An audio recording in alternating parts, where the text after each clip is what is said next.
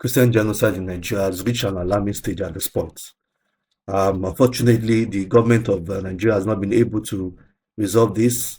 For the past 15 years, it has been killings upon killings. The Christian community is practically being wiped out from the north far north, and is now encroaching into the middle belt regions. It's north central, the plateau, the Benues, and the cry, cry for justice, cry for mercy, has been going on for far too long. Unfortunately, the Nigerian government is not able to have answers to this. The sources have said that the government is complicit in this, that they have compromised the military because they have brought in the repentant Boko Harams into the Nigerian military. So recently, a military brigadier general was murdered. Can you imagine a brigadier general that commands over 4,000 military men, about 2 regiments, being captured? Do you know what that is? That is unprecedented. Even in movies, I've not seen such happens. So today at the United Nations, Nicki Minaj, popular celebrity Nicki Minaj, will be speaking to this. And I think this also shines light on the fact that Nigerian celebrities, you need to do more. It's not just going for shows. Speak truth to power. Injustice to one is injustice to all. If you refuse to speak when you are supposed to speak, you don't know when it will come to you. So everybody should rise up. Wherever you are in the world, speak up. Use your voices, use your influence, use your medium, use everything you have to speak against this injustice. Because before you know it, we don't want Nigeria to become a replica of Turkey. We know where this is going. So everybody should support the international involvement to help Nigeria resolve this, because the military in Nigeria has been compromised. Join me to watch this video, and we'll see what the United Nations, what they plan to do today, and what Nicki Minaj also have to say as regards this Christian genocide that is happening in Nigeria.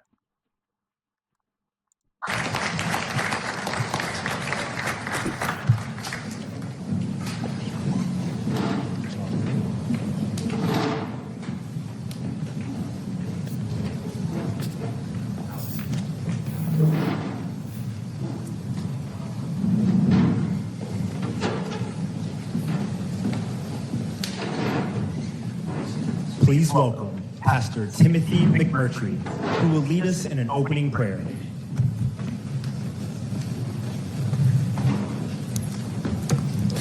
Good afternoon, everyone.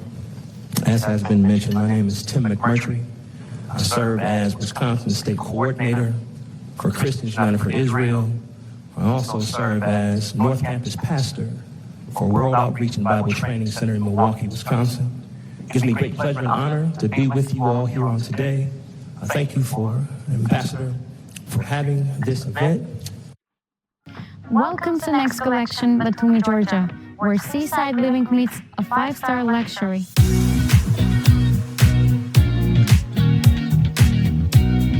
Next Collection, located directly on the coastline, near Lush Botanical Garden, captivates with its innovative architectural designs. I also want to thank Ms. Morgan Ortegas for the invitation, and thank Ms. Minaj for coming in and really showing her courage in standing up for this serious issue. With that, lead us in prayer. Father God of heaven and earth, we thank you and we bless you for this day. For this is the day that you have made, and we will rejoice and be glad in it. Father, we stand in the gap for our Christian brothers and sisters in Nigeria. And you said in your word, Father, that you would never leave us nor forsake us. So we thank you for your hedge of protection. We thank you now, Father, for miracles, signs, and wonders, breaking, Father God, the spirit of attack and murder that they are facing right now. Father, we come to you boldly before the throne of grace to obtain mercy in our time of need. And we thank you for living up to your word and never leaving us nor forsaking us, like your word says. And on today, Father, let every speaker that comes today, every panelist, fill them with the spirit of wisdom and revelation in the knowledge of you, opening the eyes of our understanding, showing us, Father, ways, strategies, methodologies that we can make an impact on Christians, brothers and sisters, even. Oh my goodness, thank you so much for Ambassador to the United Nations, Michael Waltz. Oh my goodness, thank you so much for everyone who has joined us today. This is Michael Watts, he's the And for a ambassador number of our to ambassadors and of the US to delegates the who have United joined us, Nations. thank you Michael for coming Watts to our is the one faith speaking now. leaders, survivors of some of these atrocities. And what I would call everyone here a friend of freedom. Welcome to the United States mission to the United Nations. And today we speak of blood. We speak of the blood that still cries from Nigerian soil. This is deeply personal for me, as I know it is for Ms. Minaj and her pastor here, Peters, I don't know, and others. I had the opportunity to serve in Nigeria in 2015, if you remember, when then 300 little girls were kidnapped from their schools, ripped out of their homes and schools in the middle of the day and in the middle of the night. We sent a small team over there and we trained Nigeria's equivalent of their Navy SEALs to go get those girls back. It was righteous work. We didn't get them all back, unfortunately, but we got some. Some will be lost forever. And if you remember the infamous Save the Girls campaign, that was 10 years ago, folks. It's still happening. It just happened yesterday. 25 little girls were ripped out of their school. I pray that we get them back, but what often happens is they're sold into sex slavery, they're forced to renounce their religion, they never see their homes or families again, and they literally disappear to the dark underbelly of extremism and sex slavery. Look, 10 years later, the horror continues. In the Middle Belt and in the North, churches burn, mothers bury their children for the crime of singing Amazing Grace. Pastors have been beheaded. Pastors have been beheaded for preaching the Sermon on the Mount. Entire villages wake up to gunfire because they dare to commit the crime of calling Jesus their Lord. People go to jail under blasphemy laws for simply wearing a cross. This is not random violence. This is genocide wearing the mask of chaos. Nigeria is Africa's most populous nation and a vibrant mosaic of cultures and faiths, but it is under siege. And in the northern region, you have 12 Muslim-majority states that are enforcing Sharia law and have enforced it since 1999. Jihadi groups like Boko Haram and the Fulani militias continue to unleash targeted violence. It is targeted, it is specific on these Christian communities.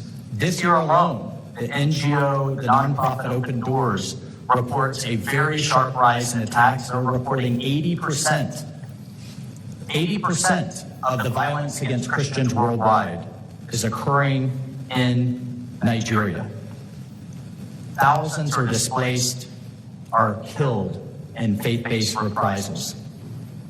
So a few weeks ago, the United States designated Nigeria a country of particular concern for severe violations of religious freedom, spotlighting what can only be described as the government's failure to curb these atrocities. And while Nigerian officials maintain that terrorism strikes all faiths indiscriminately, and they do, there is a body of evidence, and you are going to hear that from our experts today, that paints a very grim picture of disproportionate suffering among Christians, where again, families are torn apart, clergy is repeatedly assassinated, and entire congregations, church congregations, you see some of the images here, are driven into hiding. Folks, we have an entire faith that is being erased, one bullet at a time, one torched Bible at a time. Yet in the face of this evil, one leader has refused to look away. President Trump has made the persecuted church his priority like no other president before him in American history. He was the first U.S. president. Imagine being able to build an app with your name on it, just by thinking about it. Meet Base 44, a complete AI. To convene world leaders right here at the United Nations in 2019 to draw the world's attention to what is happening. He created the Religious Liberty Commission to fight for believers everywhere. And while Nigeria's Christians cried out, he answered, and he has answered loudly. He has reminded the world that protecting Christians is not about politics, it is a moral duty. So inspiration alone is not enough. We need voices that pierce the silence that we've heard from the international community, that humanizes these statistics that we keep hearing, and that demands accountability. And that's why we're here today, to hear from a pastor that will dial in through our embassy in Nigeria. And we're going to hear his firsthand accounts of the suffering. We're also going to hear from experts who have dedicated their lives to religious liberty. I especially want to thank my friend Harris Faulkner, who, in addition to just being an amazing person, is also the daughter of a U.S. Army colonel. So that makes her extra special in my heart.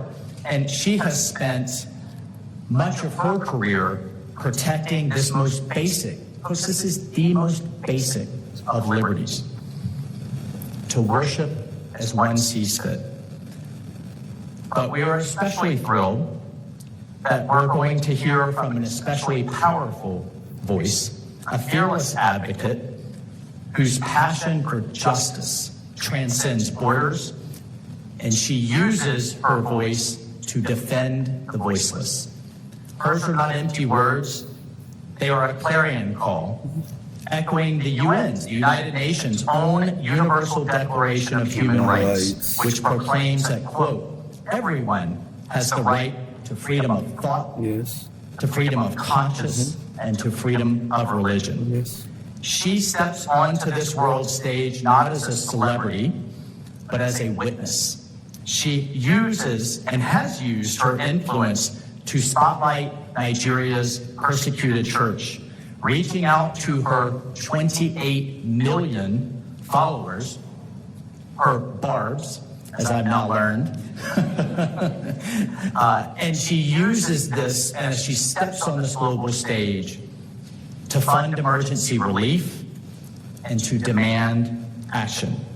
Nicki, I can't tell you how much I admire you. You're stepping up. You're leaning into this issue. You've enjoyed amazing success, and you could be sitting back and just enjoying it.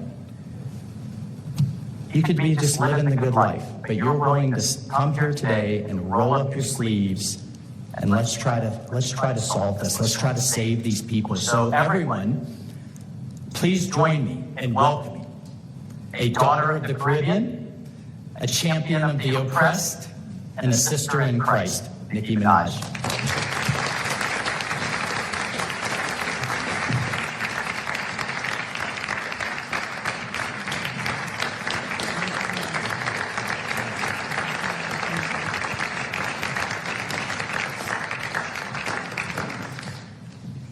Hello, everyone. I must say I am very nervous, so please, well,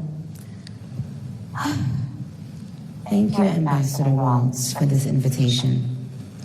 It is an honor to stand on this stage with you and the other distinguished speakers here today to shine a spotlight on the deadly threat faced by thousands of Christians in Nigeria. I would like to thank President Trump for prioritizing this issue and for his leadership on the global stage and calling for urgent action to defend Christians in Nigeria, to combat extremism, and to bring a stop to violence against those who simply want to exercise their natural right to freedom of religion or belief.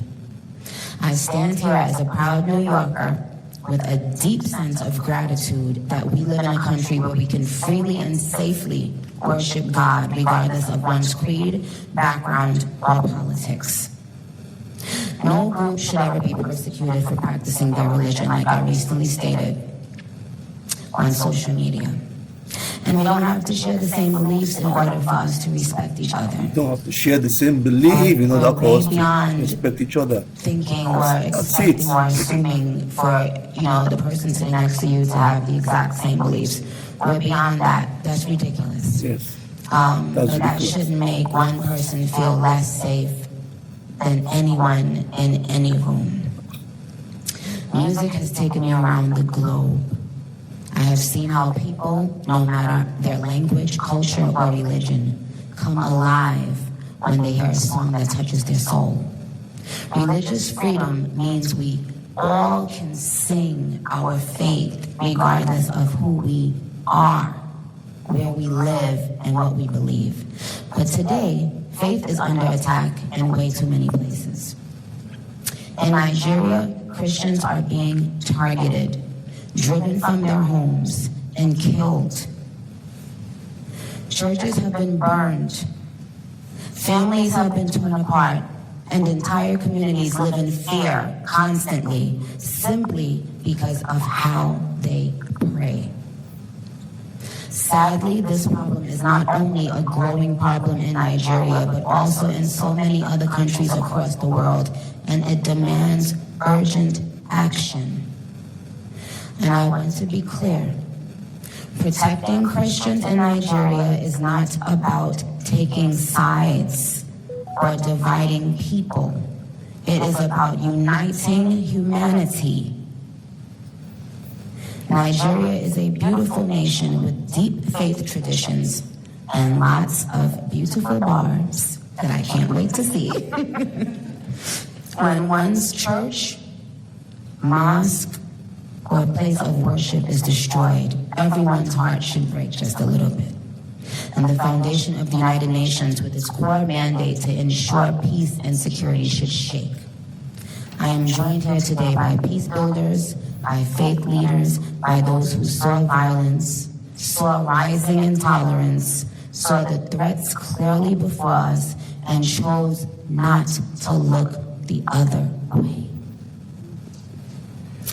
I am inspired by their work to build interfaith ties, to see the humanity across the lines which might divide us, and to fight for security and liberty for all those who pray. I look forward to our discussion today, and I hope it will encourage deepened solidarity for us to urgently work together to ensure every person can enjoy the right to believe, to worship, and to live in peace. Barbs, I know you're somewhere listening. I love you so very much. You have been the ultimate light in my life and career for so long. I appreciate you, and I want to make it very clear once again that this isn't about taking sides. This is about standing up in the face of injustice. It's about what I've always stood for my entire career, and I will continue to stand for that for the rest of my life. I will care if anyone, anywhere, is being persecuted for their beliefs. Thank you.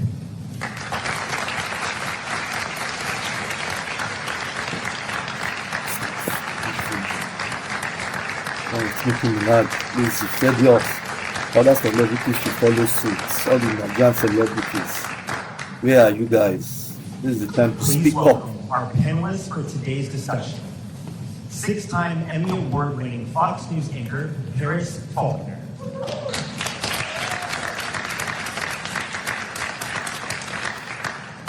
Senior Counsel for Global Religious Freedom with Alliance Defending Freedom International, Sean Nelson.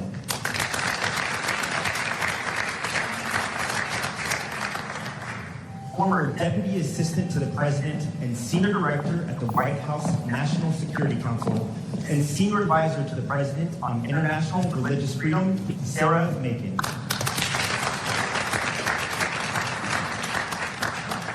And finally, joining us virtually from Abuja, Nigeria, Reverend Gabriel McConnell.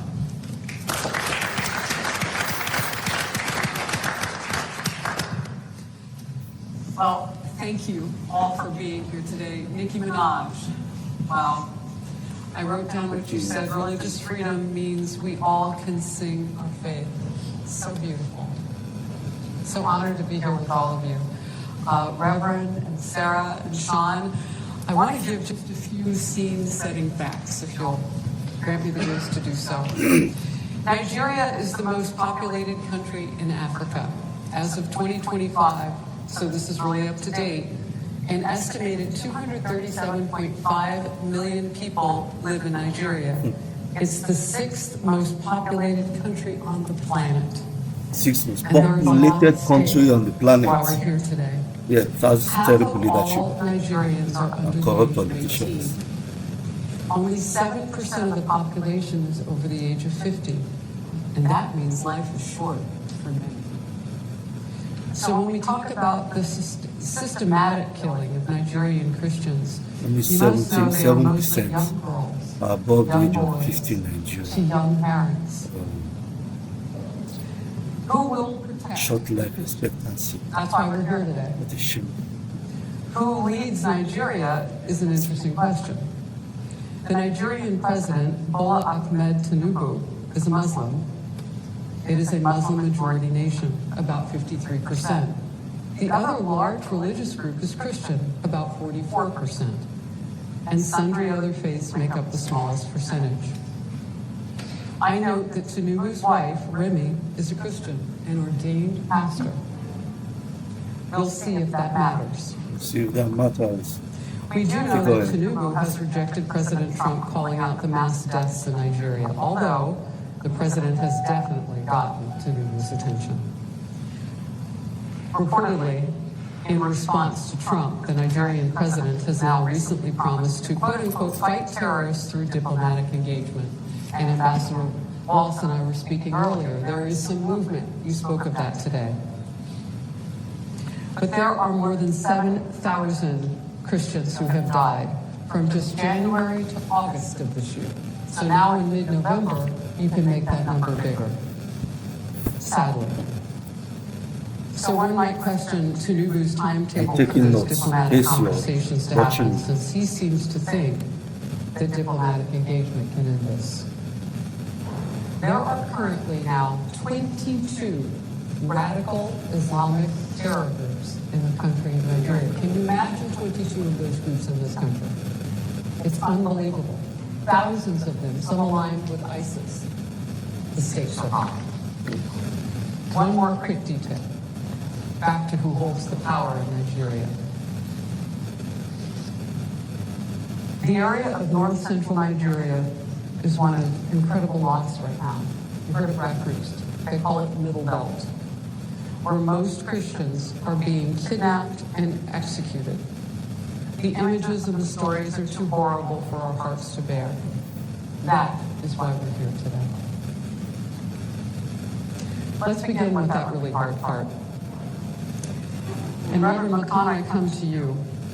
What are the religious realities on the ground for Christians right now?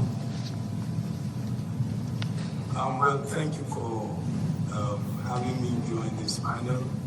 Let me first of all begin by expressing deep gratitude and appreciation to the U.S. Congress and President Trump for turning the spotlight on Nigeria at this time, as it has to do with violence against Christians. We've been experiencing this for a quarter of a century, and it has been extremely a difficult experience for Christians.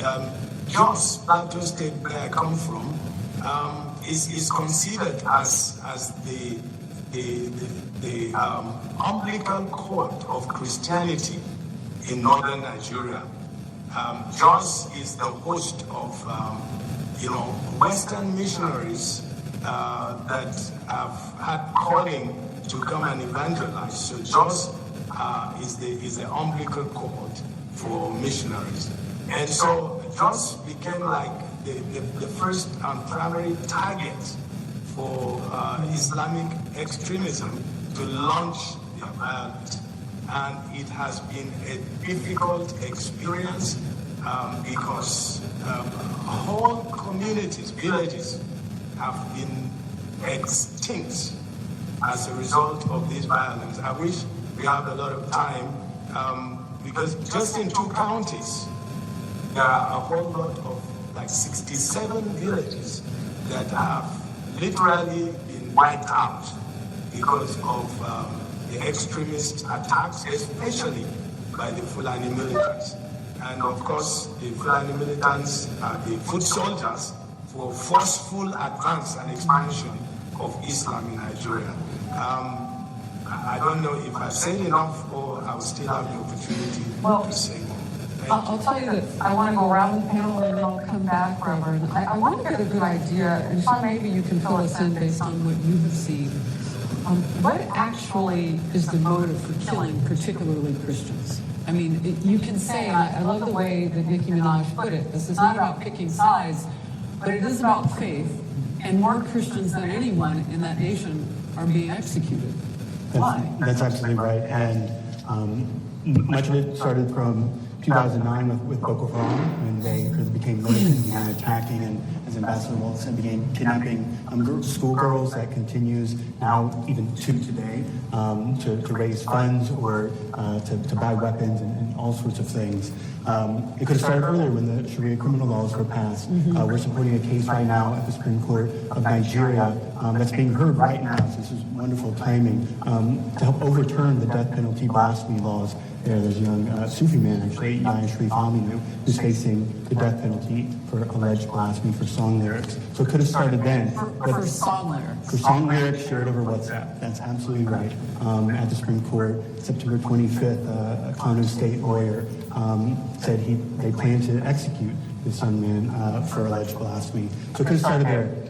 In the last 5 years, though, we've seen an extreme rise in that Middle Belt region. Thousands of Christians killed every single year, 2020, 2021, 22, 23, and now with 7,000 just this year. And since the president's designation, at least 78 have been killed across many states. When they come into these villages, they shout Allahu Akbar, they attack the churches first. I visited with one of the communities, a number of the villages, faced these attacks just south of Jos, and spoke with a new pastor there because the previous pastor had been beheaded and his head was found behind a church. But they were still worshiping there that same morning. We went to another church where they had come back from the internally displaced persons camps, which were horrible. They were so terrible. They said, we're going to risk it being with these militants there. And I enter this church, it's empty, there's a white shining cross there, and there's no roof because it was burned off. And all of a sudden, hundreds of villagers come in and begin singing hymns, praising God. And it was just, you go there and we say we want to help them, but they're a witness to us as well of the power of their faith, of the power of Christ. So what they are going through is unimaginable across Plateau, Benue, Taraba, but their faith is so strong. It's a great encouragement that we can actually turn the tide of this persecution. And Sarah, it's because of that so much is at stake here. I mean, if we let those lights of faith go out, and I know the Pope has even addressed this issue because Nigeria has the largest number of Catholics in all of Africa, and they're killing them. And so and by the way, I'm one of those journalists who talks about our faith openly, so people are wondering, now they know. But I pray about this because covering it seems endless at this point. So you're looking at this. What makes a difference now? Well, first of all, thank you for being here and for the voice that you so often give these issues. Grateful for that.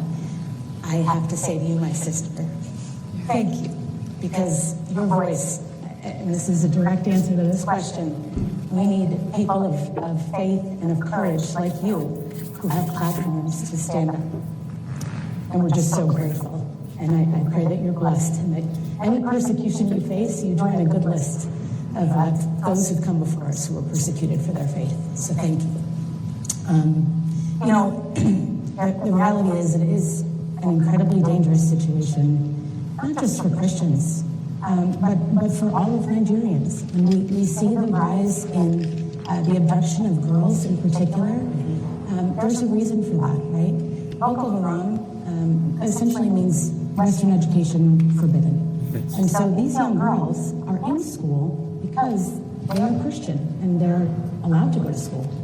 And I've gone and seen this happened in Iraq when ISIS committed a genocide against Christians there and Yazidis. They went after the women and children and the horrific situation that these women find themselves in. And now we're seeing it here in Nigeria. And somebody has to say something. We have to use our voice. I'm so grateful that the president continues to speak about this. And for the record, this is not the first time he has done so. In 2018, when he met with then Nigerian President Buhari at the White House, he brought it up then, both publicly and then privately. And we saw the Nigerian government turn a little bit. I think they noticed, somebody's watching. And that made them a little nervous. Sadly, things didn't completely change, though the president did designate Nigeria as a country of particular concern in 2020. That was unfortunately undone by the following administration. But this is not a new thing, and I think to Ambassador Wallace's comments earlier, this isn't for politics. This is the right thing to do. The CPC designation opens a lot of levers and doors for us diplomatically and otherwise to really, pressure the Nigerian government to do what it needs to do and protect its own people. You say it's not political politics, unfortunately. So the politics being played here within that country. I have a lot of questions for the Nigerian president, why it takes so much pressure just to acknowledge that there's a problem. He has not yet engaged his military to stop these 22 groups of terrorists, many of them aligned with ISIS. And we know how to do Just imagine there are 22 groups of terrorists in Nigeria as we speak.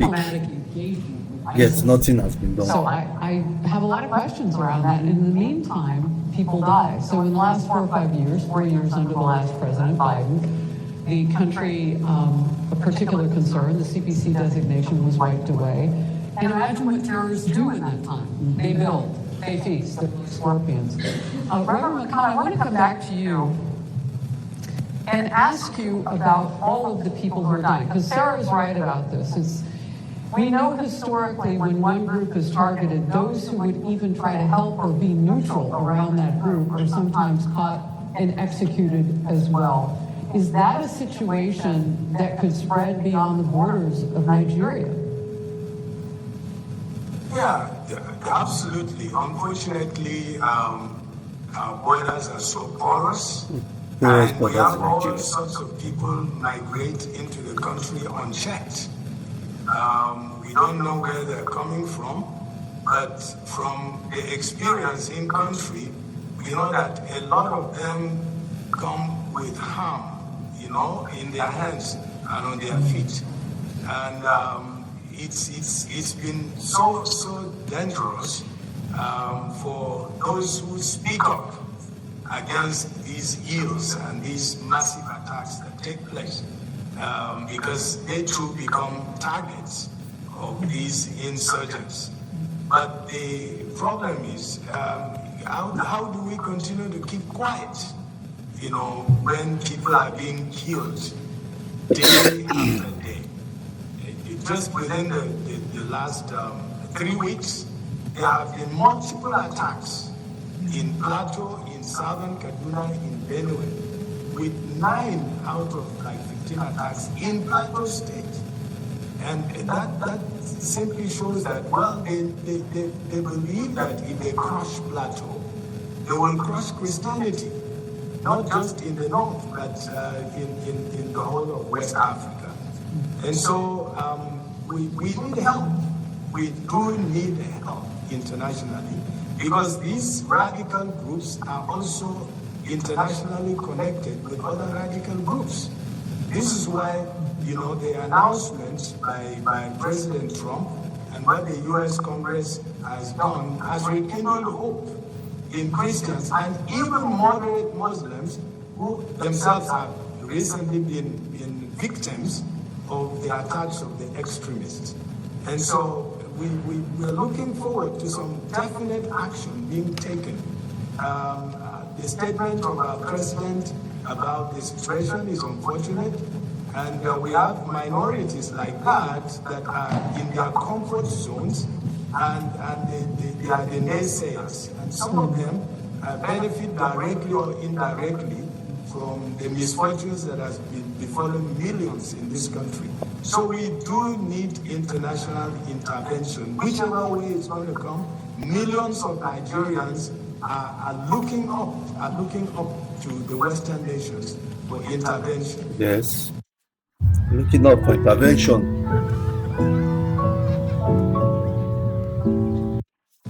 Look, I know the clergy are like yourself. They are expressing gratitude for the American president who sees the suffering. Catholic Bishop Wilfred Shikwa Angabi told Reuters, "I am happy that my cry and my prayers were answered, and I am particularly happy that the world has drawn the attention of Nigeria to look into the problem that is going on." Sean, I read a little bit about your background and how you see this kind of playing out. Is this about a caliphate? Why do they kill Christians? Is it a religious, spiritual warfare that we're seeing now waged on one side?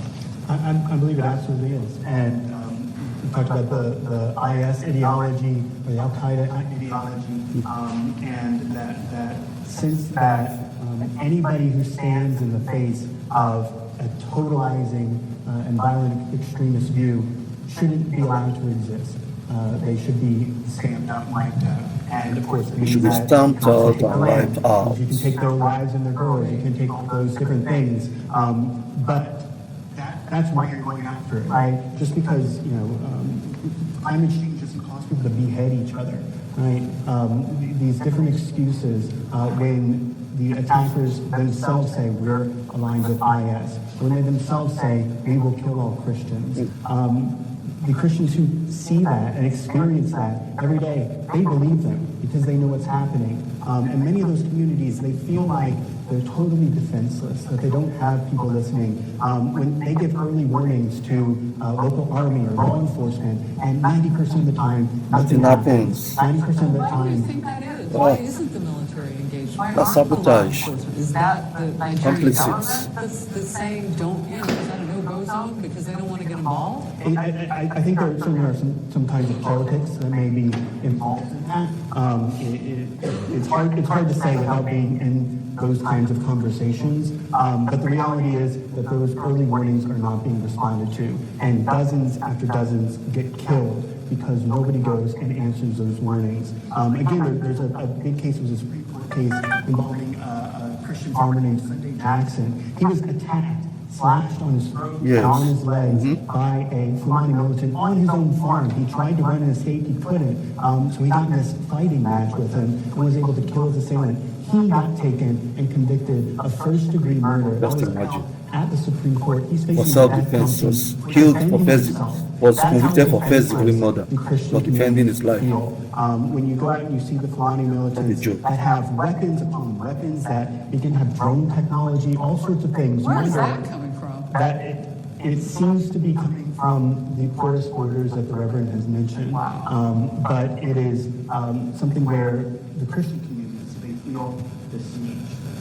And so to have the U.S., to have people like Ms. Minaj speak out and say, we have to stop that. If the government is not willing to do it by themselves, then they need that pressure from the international community. It doesn't need to just be the U.S. It doesn't need to just be us. It should be the entire United Nations. It should be all within West Africa, all within Africa, in Europe, and around the world, because more Christians are killed there in Nigeria year after year than any other country, all other countries combined. And it's an atrocity, it's outrageous, it has to stop.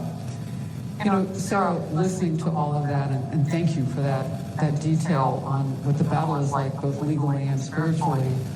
I think of those young people in Nigeria, half the population under 18, most of them under 15.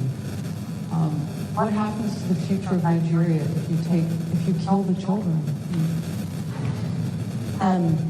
You know, when I hear that, I think of one of the reasons why it's important for the United States to be a leader on this. You know, I believe Secretary Rubio said that if something doesn't make us safer, stronger, and more prosperous, we're not going to focus on it, right? And I see this issue certainly as something of safety and security for us. That young population of people, those that are left, if we don't step in here and say this is unacceptable, then we allow radicalization to take place, and that country will be far more dangerous in the future than it even is today. So, you know, from my perspective, this is an imperative for the U.S. government that we say the right thing and that we impose sanctions, that we use the levers and the tools that the CPC designation provides the president and the administration, and try to impact change here so that we don't see it worse off Nigeria in the future. Can you go into detail just a little bit? So the CPC designation, what does that allow President Trump to do that maybe we don't know about? I think there are like 15 different levers that it essentially opens up. You know, diplomatic pressure, right? Again, I reference the president's comments to President Buhari back in 2018. Even him just saying the word, what's going on with the Christians in Nigeria? I hear you're killing Christians. It made a difference. So there's that. Sanctions. Just what made a difference? Sanctions, particularly against individuals who are witnessing this violence and doing nothing about it. So we can impose new sanctions beyond those that may already exist. And Sean, help me here. My dear friend Sean was so much more eloquent than I am. I'm so grateful to be here with him too. So diplomatic pressure, sanctions, there's a number of things that can be done, but I honestly believe the Nigerian government reacts most to the pressure, the public pressure that they feel. There's a lot of industry there. They don't want to risk that and lose that oil. There's business. Once you become like on this bad list, companies don't want to go there and operate from there any longer. That'll be something to feel. Also, I think the other thing is, you know, the CPC designation is a wake-up call. And there are those things like removing different kinds of aid, saying we're not going to support these on military efforts. But the U.S. has been a long-time partner with Nigeria. We want Nigeria and West Africa to be secure and prosperous, and that's a wonderful thing for both of our countries. And so I think it is an opportunity, if they can stop the denials and change course and take these things seriously, get things to the middle belt, then those sanctions don't necessarily have to happen, right? And that'll improve their own economy, it'll improve their food supply, it'll improve the lives of their everyday citizens, whether Christian or Muslim, any of those things. So I think it is an opportunity that the president is offering, but he wants the denials to stop. Well, it's interesting because we talk about Nigerians' rich oil history and potentially future. They refine a lot of oil. We actually, the United States, are supplying them with some crude. So it's interesting timing to see another oil-rich country, maybe the richest in the world, Saudi Arabia's crown prince at the White House right now. Nigeria, no doubt, pays attention to our politics and our diplomacy. So I look for this day to make a lot of news on a lot of different fronts, and Nigeria is at the heart of it for all the reasons. Reverend McCann, I made a note when you were talking before, and I had written this previously when I read your bio, but then I underlined it. Talk to us about peacemakers in the Bible. And those of us who are Christians, those of us with strong faith, my husband is Jewish, we are ecumenical, we serve the same God. Talk to us about the role that we can play as the faithful in peacemaking at this moment for Nigeria. Well, I'm a firm believer in the sanctity of human life. With AI, You can create any character you want in seconds. this used to require huge Hollywood. Our Creator assigns equal value to our lives regardless of our race or color. And so I believe that we ought to equally value humanity. I preach peace with God. I also work for peace amongst men. I've been in it the past 25 years, and we haven't given up. While this violence takes place, we still preach peace. We are still open for peace. And we encourage that, without peace, there can be no development. And this is why we are crying out for intervention, because the violence is reducing the integrity and nobility of our nation. Let me use the opportunity to also call on the government of my country, pleading with the government of my country to humble itself and accept help that is coming from a stronger ally like the United States, and hopefully other Western nations too, because they have a stake in Nigeria. Like Boko Haram, like you said earlier, is anti-Western values. So it's anti-Western values, including Christianity, including democracy, and so if the West can unite to see that Nigeria is a hub, all right, of upholding Western values, which also aligns with what the Bible teaches, then we can have a world that enjoys peace, and we can have development, and the world will be a better place for everyone. No one wins when violence just takes over everywhere. There is no progress, no development. This is part of the reason why the Nigerian economy is still passing through terrible challenges today, because we don't have sufficient peace. Investors are very, very wary about coming to invest in the country because of the rise in violence. And so we are all for it. And I believe the Christians in Nigeria are for peace. We want peace so that there can be progress and development, and everyone can go about living their lives without apprehension of the other person coming on them and taking away their lives wishfully and willfully. What do you say, Reverend McCann, to young people that you see in Nigeria? How do you give them the strategy to go forward and their prayers and their hope for the future with so much happening against them? I didn't quite get that.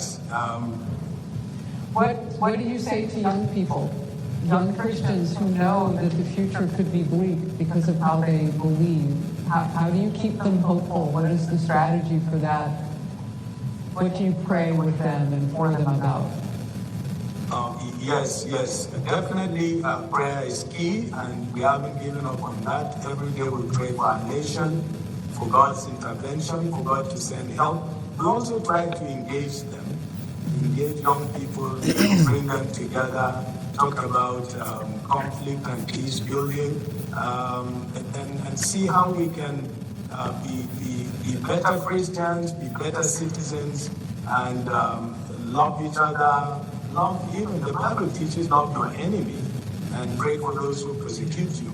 So we want to continue to instill that truth in our young people, but there is a limit to which they will accept and go by that when the government is failing to live up to its own responsibility of protecting lives and properties.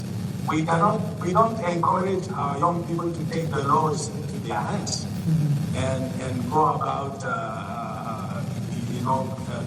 killing and destroying properties. But the government should also do its own part. Yes, the government has to do its part. Because there is a line, there's a limit that people can live through, and then they want to fight. And just as my mother taught me to, and taught all of us to let others praise you, sometimes you have to let others help you fight. You can't always do it on your own, and it's not always the might that does it, it's what you're talking about. It's setting the parameters that give you a better future. So as you look at this, we're potentially going to lose a generation of people in one nation if they don't get a handle on this. Is that how you see it? I think that if the insecurity doesn't stop, you could have lots of systemic collapse. If you think of the Middle Belt, where it's the breadbasket of the country, if you're losing 40% of your farm and then another 40% the next year on a widespread scale across the area, how do people eat that way? How do they live that way? When there's millions of people living in internally displaced 16 million right now. It's enormous. Absolutely. And 16 million people living in IDP camps at the moment in Nigeria. Can you believe that? You've already lost your home and you have nothing to look forward to, and you don't know when you're going to displaced from their homes. There's such bad conditions that people will still try to go back to their destroyed homes just to build life. And the government is busy planning for 2027. Build peaceful and prosperous communities who want to work hard, who pray and love their families, and they're unable to have the basic elements of life because of the lack of security, because of the lack of response, because of the lack of recognition of what they're going through and saying what it is, that they're facing religious persecution, they're facing targeted persecution. And I think just getting to that recognition, saying we're going to respond when we hear that there's attacks against you, we're going to help you get back to your homes and rebuild those things.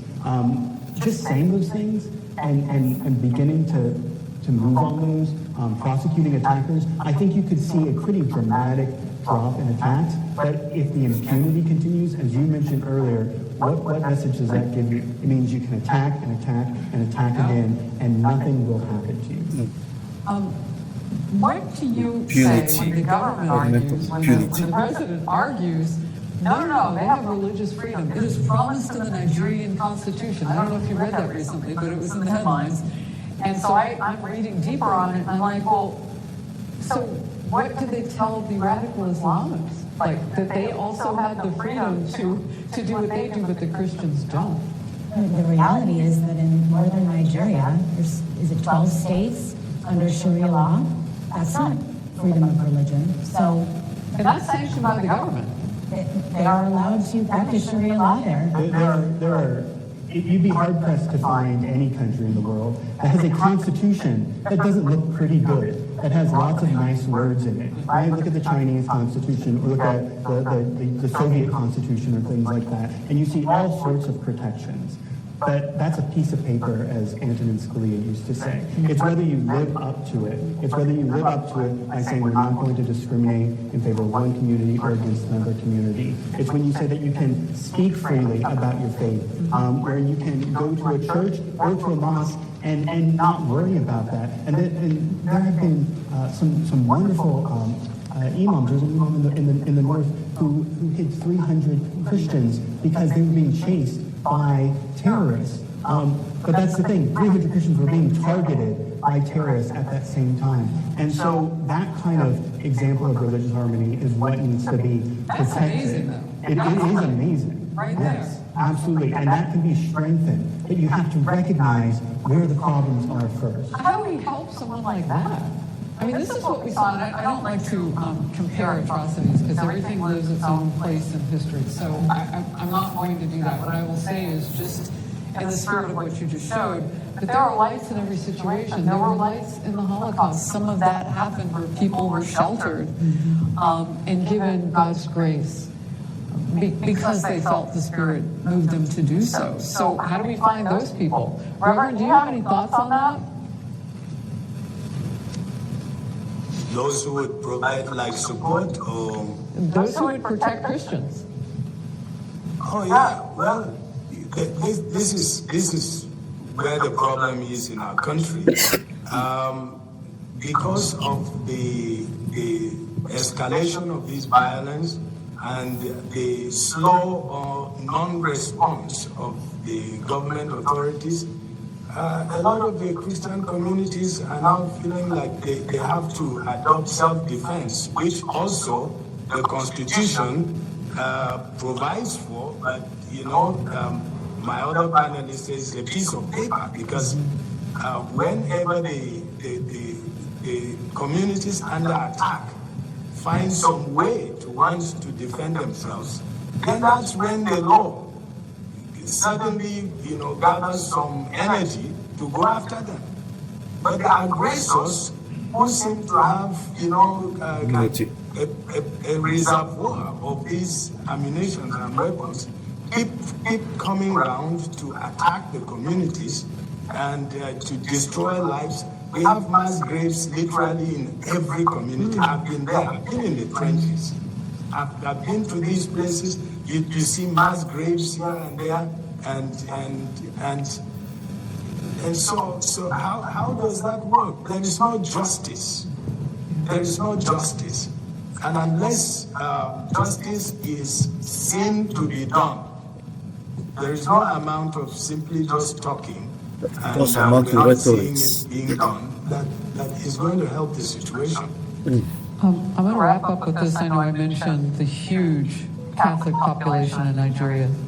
35 million Catholics. 35 million Catholics are in 2 days ago, Nigeria. the Pope declared, and this is a quote, thinking of Bangladesh, Nigeria, Mozambique, Sudan, and other countries from which news often arise of attacks on communities and places of worship. It's exactly what you're talking about. This is starting to migrate now. And that's putting so many more Christians under pressure. I feel like this is a tipping point for us, and I want to thank the ambassador, Mike Waltz, for bringing us all together, and Nicki Minaj for being part of this worship moment for us to understand that we're on the precipice of being able to help and we can't miss our time. So thank you all for your time, Reverend. Thank you, and Sarah and Sean, a pleasure to speak with you today and take my all those many questions. You're very, very graceful. Thank you all. Appreciate you being here.